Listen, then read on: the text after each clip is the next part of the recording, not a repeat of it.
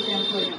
మరి మేము ఫైల్స్ మేము ముందుకు వచ్చామండి. ఒక రియల్ ఎస్టేట్ బిజినెస్ వాళ్ళు మాకు ఇది ఆర్డర్ ఇచ్చారండి. సో కస్టమైజ్డ్ ఫైల్స్ తయారు చేశామండి. ఇట్లా చుట్టూ లేస్ పెట్టాము.